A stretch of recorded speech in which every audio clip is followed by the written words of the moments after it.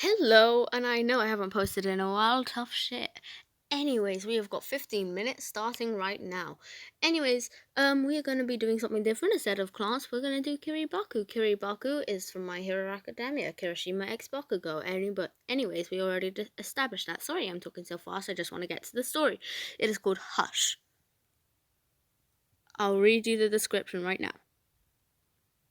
This is a story. It is by Moody Gemini X/X. 12-year-old Kerry went on a murdering spree. He finds himself in the city all alone. Being young isn't the best, so he decides to stay at people's houses and then kill them when it's time to leave, until he runs into the mafia boss. 17-year-old Bakugo is the leader of his family's mafia group. When he gets called in to get a young boy who could be used for money, he finds himself in love. The younger boy had not only murdered his co-worker, more importantly, Bakugo was amazed by him. So much so... Sorry, I had to check. I was recording. So much so, he even helped the boy clean up the mess. From that day on, he promised to protect the young boy. Anyways, this is 11 parts. Hello! Okay, welcome. Trigger warnings are gore, death, murder, sex, smut, nudity, panic attacks, underage drinking, smoking, vaping, weapons, murder methods, abuse, mature themes, and I don't know if no quirks is a trigger warning, but okay, you do you. Any trigger is... okay. These apply to all chapters. We're probably not going to get through all chapters. We're probably going to do the first 2 or 3. I don't know. Anyways, let's start. Anyways, this is the first chapter. It's called Cherry Blood. This is Kirishima Pov. I've always loved dresses and pink clothing. My parents don't really like it, but my mum is supportive.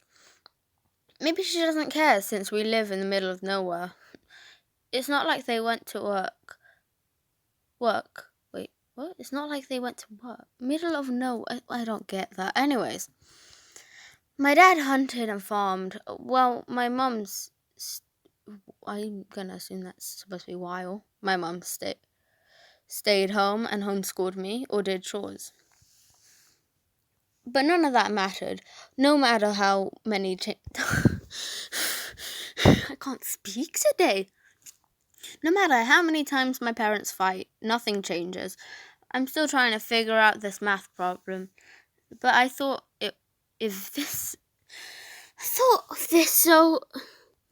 my thoughts were so loud they blocked out my parents fighting. I heard the door open from downstairs. Guess one of them left. On my desk there was a box of red hair dye. Why not? It seemed like fun. Going to the bathroom, I started dyeing my hair. After half an hour, I rinsed it out. My hair was now cherry red. It looks cute. Going back to my room, I put my long white slim dress on and knee-high socks. I heard a voice downstairs. Strange. I wonder why they are here. Creeping quietly down the stairs, I peeked my head behind the door. A guy with a gun was pointing it at my mum. My dad was laughing drunkenly. Strange. I go back upstairs. I found my ribbon and tied it on my head. I looked like a cute princess. Going back downstairs, I see the guy with the gun, but now my mum was crying. A loud bang came from it. My mother falls died. My mother falls died. No. My mother falls dead on the ground, while the guy makes a run for it. My dad is still drunk. And keeps on laughing. Walking past my dad, I go to the kitchen. Dad will pay. Mum didn't deserve to die. Grabbing the biggest and sharpest knife, I go to the living room. Going between... Sorry, I had to clear my throat. I was getting raspy. I don't know. Anyone else get really raspy throats out of nowhere? I do. Anyways. Going behind my... Sorry. I'm sorry, I just keep rambling about absolutely nothing in the middle of chapters. I'm very sorry. If you want actual good content, go to someone else's channel, because this is not good. Anyways, going behind my dad, I lift the knife. 1, 2, 3, 4. 4 big spots of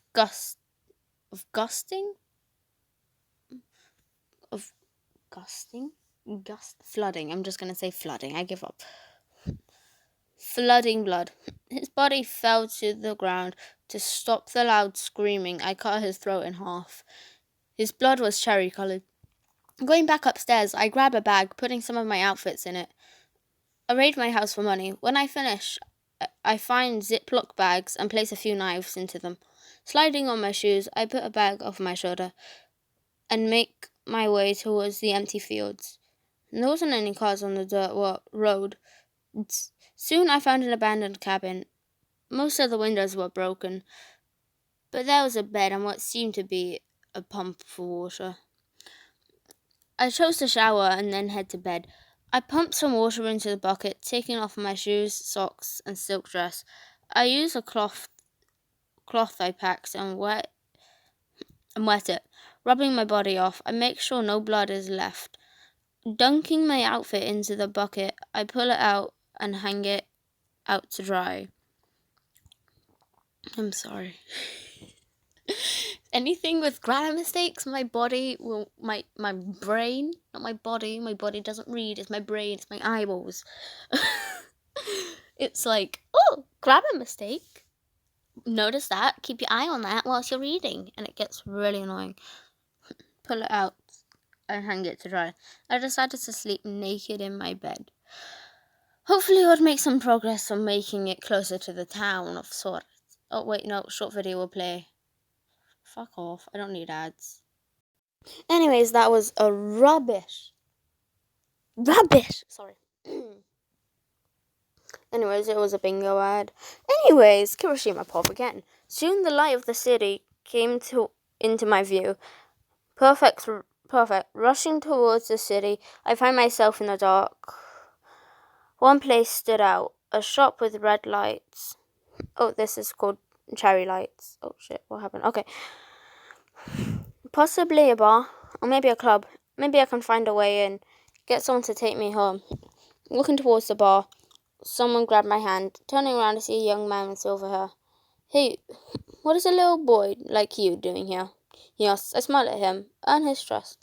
I wanted to check out a bar since I'm a big boy. I said, like a 5-year-old child. Lucky you, I own this club/bar. He smirks. Already, is there a way you could get me in? I ask. He nods. He led me behind the building and through a back door. I looked for cameras. None. I tug and he stops. I open back and take out a knife. He gives me a look. Safety, I simply say. He nods. Before we can keep going, I tug him back. He pushes me against the wall. He starts to kiss me. Reaching for my pocket, I slowly pull out the knife. With a quick movement, I cut his throat open. And right after, I stab his stomach. Wow. Honestly, this Kiri could be a creepypasta. He reminds me so much of Jack. I'm sorry. Let me know if you want Jack X Reader.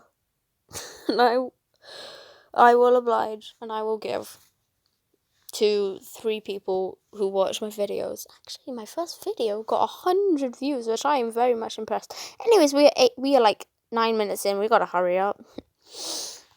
A bottle of beer was on the shelf, so I open it and pour it on my dress. Covers the blood. Walking into the club, I see tons of people. I ended up kill a ton of people since a lot of them tried to fuck me. In the end, I found a young woman named Kendo. She was nice enough to bring me back to her house. She even washed my clothes and gave me some food. When she went to bed, I washed my knife off and stole some cash and food. Wait, I want to check who the hell Kendo is again, because no one needs to see that. Bakugo, cover up. Anyways, MHA Kendo.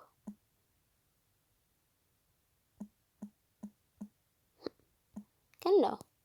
Is it just... Who? Oh, it's Oh, I don't know how I didn't notice that. Anyways. Yeah. The next morning, she made me breakfast. Well, she went to get ready. I stole some knife and more money. Lastly, I murdered her after she came out of the shower. I stole some clothes and took a shower. Getting dressed, I prepared to leave. Just as I was about to leave the room she gave me, I heard the door open, shoving myself and the bag under the bed. I tried to slow my breathing down. Footsteps filled the silent house. Please don't be police. Black boots walked past the room door. I heard a small, "There you are," in another room. Guess whoever this is found the body. Soon the boots came back. They walked around my room. The person sat on my bed. I know you're here, and I know you're under the fucking bed. So get your ass up here. Man up and talk to me. The voice was a man's. Was Anne Man's. Anne Man's. Anne Man's. I mental hospital? Hello? I need to check myself in? Book myself? Whatever. I don't, blah. The voice was a man's, and he sounded around 18. So that ain't a man. 18? Solved your problem. He's a man child. Slowly, I crawled out from under the bed. He seemed so confused. What are you, a decoy for a pussy? He asks. I shake my head. Excuse me? Fuck off. He ain't no pussy. Buckle, I'm not a decoy. The red-headed boy. He smiles. Does that mean he murdered Kendall? Prove it, Brett. He goes off the bed and gets on all fours and looks under the bed. He rejoined me on the bed. This time, he brought a bag. The boy opened it and took out a Ziploc bag, for it had a knife in it. I asked to hold test it, and he hand it to me. What? I asked to test it, and he hands it to me. Fucking hell, Grandma! Sweet Jesus, I'm sorry. I poured a tiny bit of my special mix on the knife blade. It turned white on the places where blood was. God, this was crazy. I handed the knife and Ziploc back. He puts the knife back into it. You have guts, Brat. I'll help you hide the body. We both stand up. We walk to the body. He grabs her arms and I grab her legs. We put her into a garbage bag. I hand him a wet cloth and tell him to wipe up the blood while I deal with the knife. He asks me to clean his other knives as well. He says, well, how could I say no? By the time, how could you say no? Had finished with the blood.